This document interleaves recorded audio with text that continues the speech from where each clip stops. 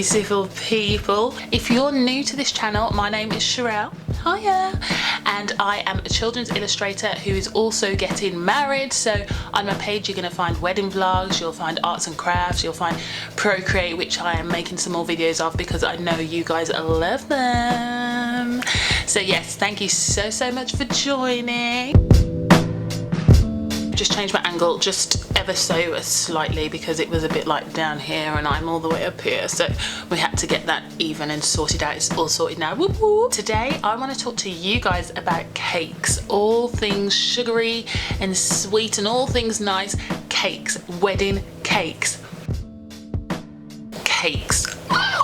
Now I'm a really fussy eater. Like, I didn't know this until I went on holiday with some of my girlfriends and they were like, Sherelle, you don't eat this, you don't eat that, and I was like, no, I don't like mushrooms, tomatoes, avocados, anything bananas with that funky texture. It just reminds me of baby food.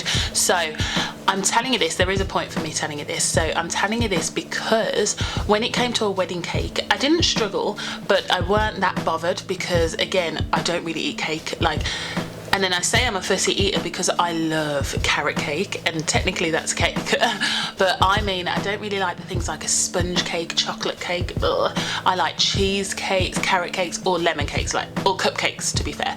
That is my limit. So with that being said, I say this, there is a point. You know I ramble all the time, I'm such a rambler. The point is, when it comes to cake, and I've said this in previous videos as well, you have to liaise everything with your partner. Now my other half, he loves red velvet cake, he loves the Victoria sponge cake as well, like that's just a standard to him. Obviously we're both Jamaican, so we're gonna have the rum cake. We need the rum cake, so we're gonna have 2 of those because again it's a big wedding and we need to make sure that everyone gets some because everyone is gonna want some except for me because I don't like raisins and all dried fruits. Yeah, again, fussy. Please liaise flavours with your other half. It's so important, and like me, because I'm not that fussed, I gave most of the choices to him anyway, bar the lemon and carrot because obviously they're the ones I actually do like. So yeah, just liaise everything to do with your wedding. I can't stress this enough. Anything, the smallest little details, even if you think the partner's not listening, just tell them, because then at least they can go back and say, hold on, you didn't tell me this, and I'll be like, yes, we did tell you this, you just weren't listening. It's so important to just discuss absolutely everything with your other half. It's their wedding too. Don't be selfish. Another important factor when thinking about wedding cakes is the size. So let's talk sizes. I literally went to the first cake shop and then they gave me like a printout of all the sizes and how many people it can feed and blah blah blah. And then I went to another cake shop and then they gave me another sheet but it had sizes and servings blah blah blah, but they were slightly different, so I had to kind of average it out. So I've kind of averaged it out. So pen and paper. Apparently a 4-inch cake can serve 16 people. A 6-inch cake can serve 24 people. An 8-inch cake can serve 40 people. A 10-inch can serve 50 people, and a 12-inch can serve 65 people. Now, with all this being said, thank God for layers, because literally, unless you're having a really small wedding, you could literally just get away with like a little, I don't know, 10-inch, even smaller depends on how many people you have. But that's just to give you an idea of the servings and the sizes that you would need. Now, our wedding, again, I keep saying this, is mahoosive. So instead of the standard 3-tier cake that I really wanted, I say standard, but is it standard? I mean, in my eyes it was standard because that's what I wanted. But the cake makers were just like, no, this is not going to work. You're going to end up only serving half your guests and blah blah blah.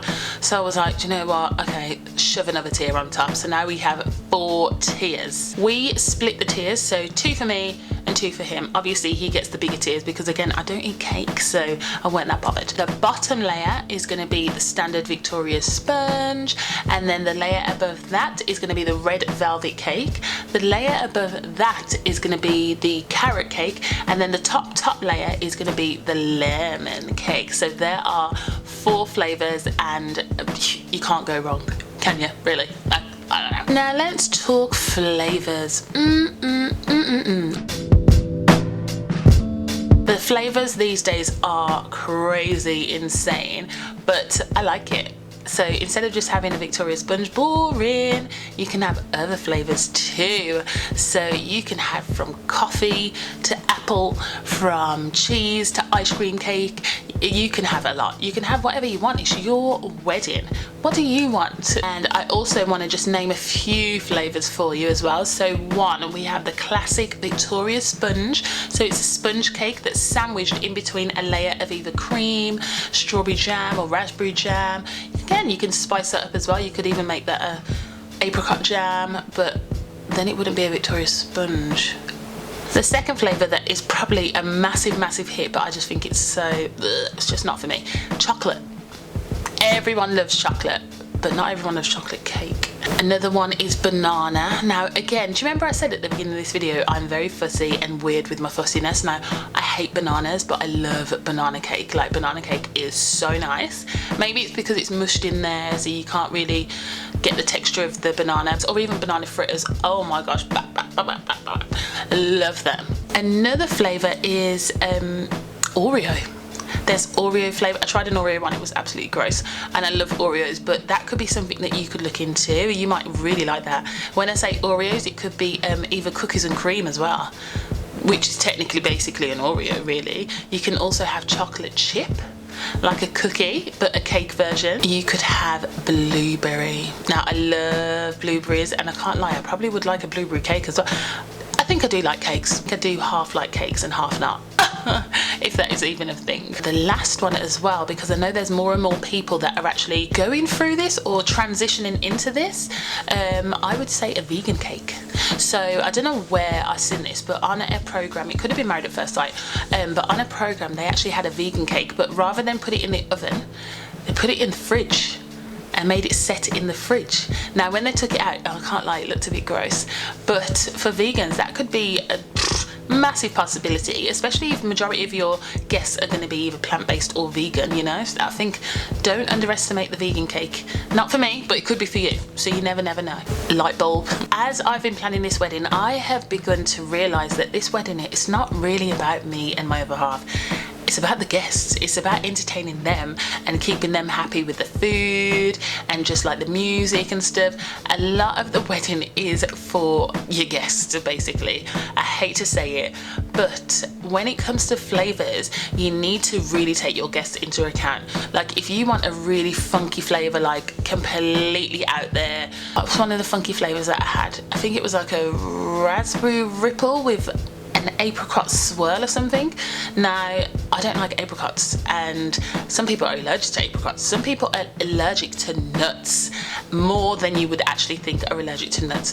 So you need to really take into account the guests' dietary requirements, because if they say, oh, this cake looks amazing, have a bite, and there's no sign to say it contains nuts, they could have an anaphylactic shock.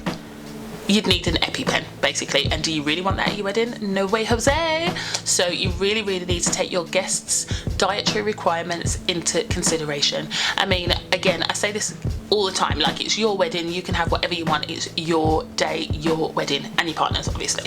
But if you want to serve this cake, you need to put clear signs that say may contain nuts, or even if they're lactose, may contain milk, or may contain, I don't know, but either way, just take that into consideration. So don't go too wild, but still a little bit wild, you know, just make sure everyone can enjoy the cake as well.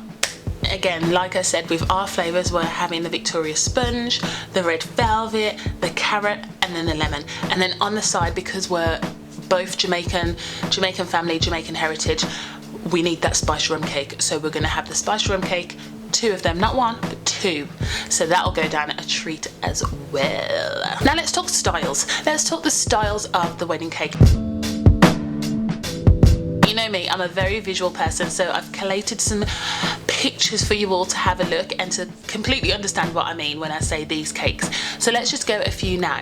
Boom, first one is a donut cake. How amazing is that? Who even thought of that? I love donuts. Love, love, love. But again, I'm a fussy eater, so I only like ring donuts with the holes in the middle. I know, weird. But I think this is such a cool idea. It's very rusticy, kind of out there. It's different. I've never seen a wedding cake like this before. But yeah, it looks so, so good. And you know what? It could actually be cheaper. So much cheaper.